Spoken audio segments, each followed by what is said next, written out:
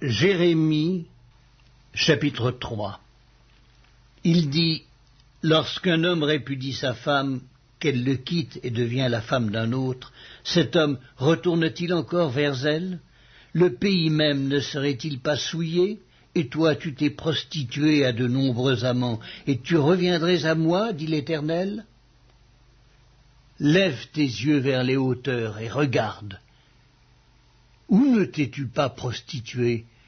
Tu te tenais sur les chemins comme l'Arabe dans le désert, et tu as souillé le pays par tes prostitutions et par ta méchanceté. Aussi les pluies ont-elles été retenues et la pluie du printemps a-t-elle manqué. Mais tu as eu le front d'une femme prostituée, tu n'as pas voulu avoir honte. Maintenant, n'est-ce pas, tu cries vers moi, mon père. Tu as été l'ami de ma jeunesse. Gardera-t-il toujours sa colère? La conservera-t-il à jamais? Et voici, tu as dit, tu as fait des choses criminelles, tu les as consommées. L'Éternel me dit au temps du roi Josias, as-tu vu ce qu'a fait l'infidèle Israël? Elle est allée sur toute montagne élevée et sous tout arbre vert, et là elle s'est prostituée. Je disais, après avoir fait toutes ces choses, elle reviendra à moi, mais elle n'est pas revenue. Et sa sœur, la perfide Juda, en a été témoin. Quoique j'eusse répudié l'infidèle Israël à cause de tous ses adultères, et que je lui eusse donné sa lettre de divorce, j'ai vu que la perfide Juda, sa sœur, n'a point eu de crainte, et qu'elle est allée se prostituer pareillement. Par sa criante impudicité, Israël a souillé le pays, elle a commis un adultère avec la pierre et le bois. Malgré tout cela, la perfide Juda, sa sœur, n'est pas revenue à moi de tout son cœur. C'est avec fausseté qu'elle l'a fait, dit l'Éternel. L'Éternel me dit, l'infidèle Israël paraît innocente en comparaison de la perfide Juda. Va, crie ces paroles vers le septentrion et dis, reviens, infidèle Israël, dit l'Éternel. Je ne jetterai pas sur vous un regard sévère, car je suis miséricordieux, dit l'Éternel. Je ne garde pas ma colère à toujours. Reconnais seulement ton iniquité, reconnais que tu as été infidèle à l'Éternel ton Dieu, que tu as dirigé çà et là tes pas vers les dieux étrangers, sous tout arbre vert, et que tu n'as pas écouté ma voix, dit l'Éternel. Revenez, enfants rebelles, dit l'Éternel, car je suis votre maître. Je vous prendrai un dans une ville, deux d'une famille, et je vous ramènerai dans Sion. Je vous donnerai des bergers selon mon cœur, et ils vous paîtront avec intelligence et avec sagesse. Lorsque vous aurez multiplié et fructifié dans le pays, en ces jours-là, dit l'Éternel, on ne parlera plus de l'arche de l'alliance de l'Éternel. Elle ne viendra plus à la pensée. On ne se la rappellera plus, on ne s'apercevra plus de son absence, et l'on n'en fera point une autre. En ce temps-là, on appellera Jérusalem le trône de l'Éternel. Toutes les nations s'assembleront à Jérusalem au nom de l'Éternel, et elles ne suivront plus les penchants de leur mauvais cœur. En ces jours-là, la maison de Juda marchera avec la maison d'Israël. Elles viendront ensemble du pays du septentrion, au pays dont j'ai donné la possession à vos pères. Je disais, comment te mettrais-je parmi mes enfants et te donnerais-je au pays de délices un héritage, le plus bel ornement des nations? Je disais, tu m'appelleras mon père, et tu ne te détourneras pas de moi.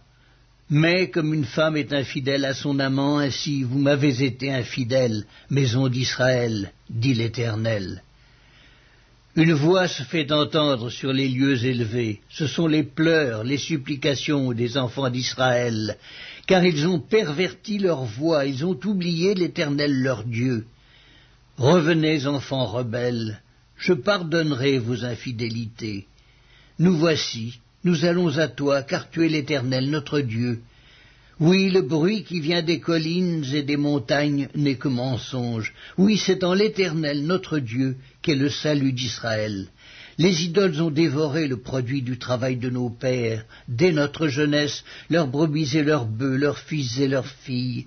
Nous avons notre honte pour couche et notre ignominie pour couverture, car nous avons péché contre l'Éternel notre Dieu, nous et nos pères, dès notre jeunesse jusqu'à ce jour, et nous n'avons pas écouté la voix de l'Éternel notre Dieu. Jérémie, chapitre 4. Si tu reviens à moi, dit l'Éternel, si tu ôtes tes abominations de devant moi, tu ne seras plus errant.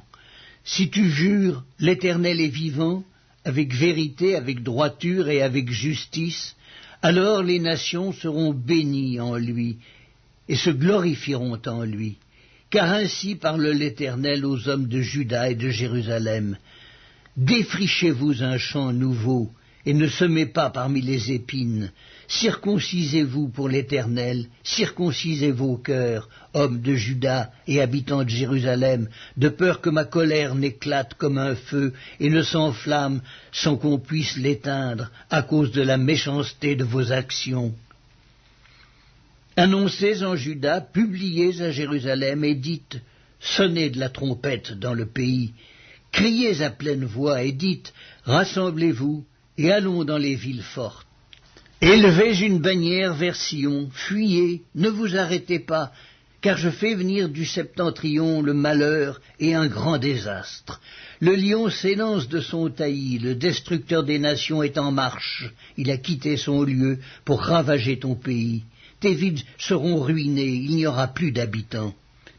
C'est pourquoi couvrez-vous de sacs, pleurez et gémissez, car la colère ardente de l'Éternel ne se détourne pas de nous.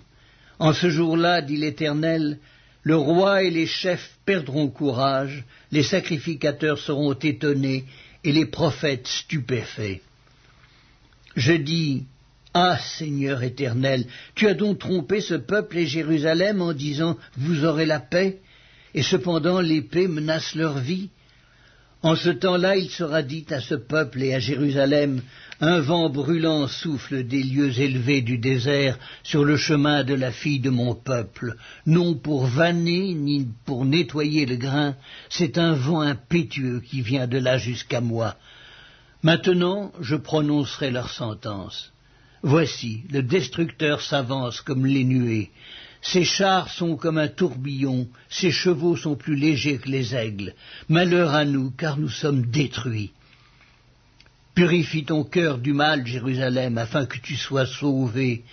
Jusque à quand garderas-tu dans ton cœur tes pensées iniques? Car une voix qui part dedans annonce la calamité, et la publie depuis la montagne d'Éphraïm. Dites-le aux nations, faites-le connaître à Jérusalem. Des assiégeants viennent d'une terre lointaine, ils poussent des cris contre les villes de Juda. Comme ceux qui gardent un champ, ils entourent Jérusalem, car elle s'est révoltée contre moi, dit l'Éternel. C'est là le produit de tes voix et de tes actions, c'est là le produit de ta méchanceté. Certes, cela est amer, cela pénètre jusqu'à ton cœur.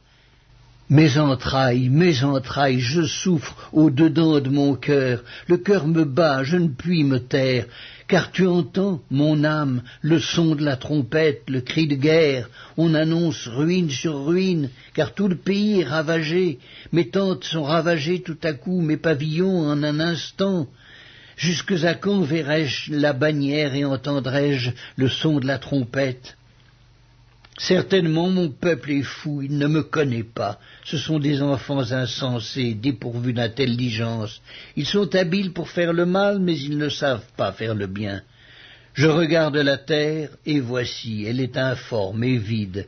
Les cieux et leur lumière a disparu. Je regarde les montagnes, et voici, elles sont ébranlées. Et toutes les collines chancellent. Je regarde, et voici, il n'y a point d'homme, et tous les oiseaux des cieux ont pris la fuite. Je regarde, et voici, le Carmel est un désert, et toutes ses villes sont détruites devant l'Éternel, devant son ardente colère. Car ainsi parle l'Éternel, tout le pays sera dévasté, mais je ne ferai pas une entière destruction. À cause de cela, le pays est en deuil, et les cieux, en haut, sont obscurcis. Car je l'ai dit, je l'ai résolu, et je ne m'en repens pas, je ne me rétracterai pas. Au bruit des cavaliers et des archers, toutes les villes sont en fuite. On entre dans les bois, on monte sur les rochers, toutes les villes sont abandonnées, il n'y a plus d'habitants. Et toi, dévasté, que vas-tu faire? Tu te revêtiras de cramoisie, tu te pareras d'ornements d'or, tu mettras du fard à tes yeux, mais c'est en vain que tu t'embelliras. Tes amants te méprisent, ils en veulent à ta vie. Car j'entends des cris comme ceux d'une femme en travail, des cris d'angoisse, comme dans un premier enfantement. C'est la voix de la fille de Sion, elle soupire, elle étend les mains. Malheureuse que je suis, je succombe sous les meurtriers. Jérémie, chapitre 5. Parcourez les rues de Jérusalem, regardez, informez-vous, cherchez dans les places. S'il s'y trouve un homme, s'il y en a un qui pratique la justice, qui s'attache à la vérité, et je pardonne à Jérusalem. Même quand ils disent « l'Éternel est vivant », c'est faussement qu'ils jurent. Éternel, tes yeux n'aperçoivent-ils pas la vérité? Tu les frappes et ils ne sentent rien. Tu les consumes et ils ne veulent pas recevoir instruction. Ils prennent un visage plus dur que le roc, ils refusent de se convertir. Je disais, ce ne sont que les petits, ils agissent en insensés parce qu'ils ne connaissent pas la voie de l'Éternel, la loi de leur Dieu. J'irai vers les grands et je leur parlerai, car eux, ils connaissent la voie de l'Éternel, la loi de leur Dieu. Mais ils ont tous aussi brisé le joug, rompu les liens. C'est pourquoi le lion de la forêt les tue, le loup du désert les détruit. La panthère est aux aguets devant leur ville. Tous ceux qui en sortiront seront déchirés, car leurs transgressions sont nombreuses, leurs infidélités se sont multipliées. Pourquoi te pardonnerais-je? Tes enfants m'ont abandonné, et ils jurent par des dieux qui n'existent pas. J'ai reçu leur serment, et ils se livrent à l'adultère. Ils sont en foule dans la maison de la prostituée. Semblables à des chevaux bien nourris qui courent çà et là, ils hennissent chacun après la femme de son prochain. Ne châtierais-je pas ces choses-là, dit l'Éternel? Ne me vengerais-je pas d'une pareille nation? Montez sur ces murailles et abattez, mais ne détruisez pas entièrement. Enlevez ces ceps qui n'appartiennent point à l'Éternel, car la maison d'Israël et la maison de Juda m'ont été infidèles, dit l'Éternel. Ils renient l'Éternel, ils disent, il n'existe pas et le malheur ne viendra pas sur nous. Nous ne verrons ni l'épée, ni la famine. Les prophètes ne sont que du vent et personne ne parle en eux. Qu'il leur soit fait ainsi.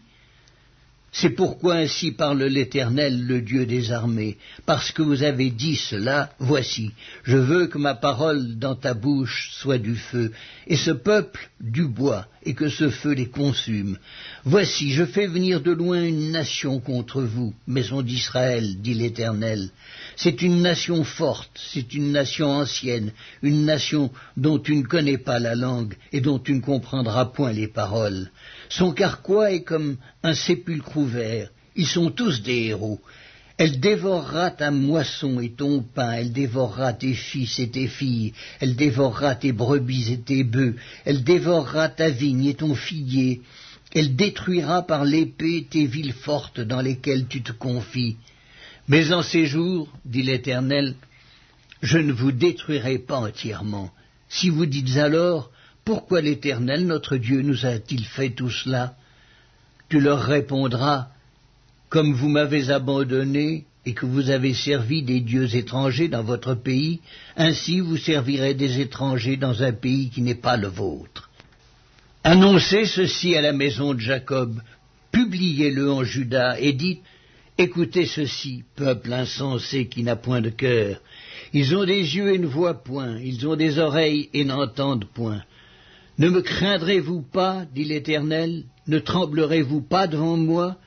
C'est moi qui ai donné à la mer le sable pour limite, limite éternelle qu'elle ne doit pas franchir. Ses flots s'agitent, mais ils sont impuissants.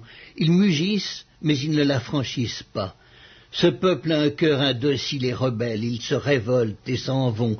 Ils ne disent pas dans leur cœur, craignons l'Éternel notre Dieu, qui donne la pluie en son temps, la pluie de la première et de l'arrière-saison, et qui nous réserve les semaines destinées à la moisson. C'est à cause de vos iniquités que ces dispensations n'ont pas lieu. Ce sont vos péchés qui vous privent de ces biens. Car il se trouve parmi mon peuple des méchants. Ils épient comme l'oiseleur qui dresse des pièges. Ils tendent des filets et prennent des hommes. Comme une cage est remplie d'oiseaux, leurs maisons sont remplies de fraudes. C'est ainsi qu'ils deviennent puissants et riches. Ils s'engraissent, ils sont brillants d'embonpoint, ils dépassent toute mesure dans le mal. Ils ne défendent pas la cause de l'orphelin, et ils prospèrent. Ils ne font pas droit aux indigents. Ne châtierai-je pas ces choses-là, dit l'Éternel, ne me vengerai-je pas d'une pareille nation? Des choses horribles, abominables se font dans le pays. Les prophètes prophétisent avec fausseté, les sacrificateurs dominent sous leur conduite, et mon peuple prend plaisir à cela. Que ferez-vous à la fin?